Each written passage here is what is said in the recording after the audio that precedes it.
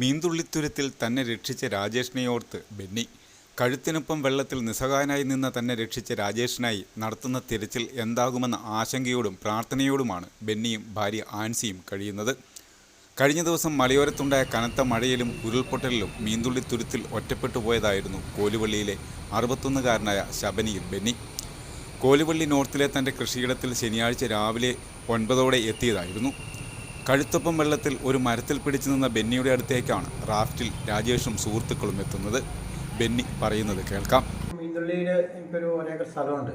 അപ്പോൾ ഞാൻ അവിടേക്ക് പോയി. അപ്പോൾ എല്ലാ ദിവസവും പോകുന്നതാണ്. എല്ലാ ദിവസവും രാവിലെ വൈകുന്നേരമൊക്കെ ആയിട്ട് ഞാൻ മിക്കവാറും അവിടെ തന്നെയാണ്. ആ സ്ഥലത്ത് തന്നെയാണ് എൻ്റെ പണിയും കാര്യങ്ങളും എല്ലാം.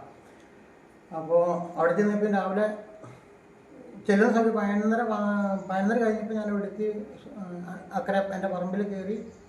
അപ്പോൾ ആദ്യം ഒരു വെള്ളം വന്നായിരുന്നു. അപ്പോൾ അതിൻ്റെ കൃഷികളും കുറച്ച് ചെരിഞ്ഞും പറഞ്ഞിരുന്നു. അത് നേരെയാക്കാൻ വേണ്ടി കുറച്ച് നേരം ശ്രമിച്ചു. അതിനുശേഷം പെട്ടെന്ന് എൻ്റെ മോട്ടർ ഉണ്ടായിരുന്നു. അത് കുറച്ച് പുഴയിലേക്ക് ഇറങ്ങിയായിരുന്നു. അപ്പോൾ അത് നടുഭാഗത്തേക്ക് വെക്കാൻ വേണ്ടിയിട്ട് ശ്രമിക്കുകയും കൂട്ടത്തിൽ ഷെഡിലുണ്ടായിരുന്ന കുറച്ച് ഉപകരണങ്ങളുണ്ട്, അതെല്ലാം ഒന്ന് സേഫായി വെക്കാനും ആ ഒരു ഉദ്ദേശത്തിൽ പെട്ടെന്ന് അവിടെ കയറുകയും നിമിഷ നേരം കൊണ്ട് വെള്ളം പൊങ്ങി. 4 സൈഡിൽ നിന്നും വെള്ളം പൊങ്ങി.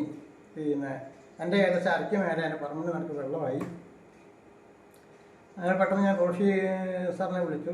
സാറ് എന്നോട് പറഞ്ഞു, പേടിക്കേണ്ട, അവിടെ നിന്നും നമുക്ക് വേണ്ട സംവിധാനം ചെയ്തു തരാമെന്ന് പറഞ്ഞു.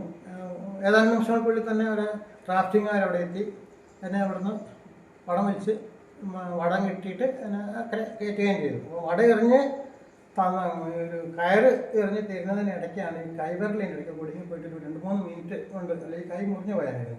അപ്പോൾ അത് രക്ഷപ്പെടുത്തുന്നതിനിടയ്ക്ക് ഒരു കുറച്ച് സമയം ബാക്കി. അത് കഴിഞ്ഞ് പിന്നെ റാഫ്റ്റിങ്ങുകാർ അവിടെ വന്നിട്ട് എൻ്റെ അടുത്ത് വരികയും എന്നെ അവിടെ നിന്ന് രക്ഷപ്പെടുത്തി അക്കരെ കൊണ്ടുപോവുകയും ചെയ്തു. ലൈഫ് ജാക്കറ്റ് എനിക്കവർ ലൈഫ് ജാക്കറ്റ് തന്നായിരുന്നു. അവിടെ കൂടെ ഉണ്ടായിരുന്ന ആളുടെ ഒരു ലൈഫ് ജാക്കറ്റ് എനിക്ക് ഊരി തരികയായിരുന്നു. അതുകൊണ്ടാണ് ഞാൻ ഇക്കരയ്ക്ക് വരുന്നത്. പക്ഷേ അദ്ദേഹത്തിൻ്റെ ലൈഫ് ജാക്കറ്റ് ആയിരുന്നു. പിന്നെ പുള്ളിയെ അക്കരയ്ക്ക് കയറാൻ നേരത്തെ ലൈഫ് ജാക്കറ്റ് ഉപയോഗിച്ചിട്ടുണ്ടാവില്ലായിരിക്കും.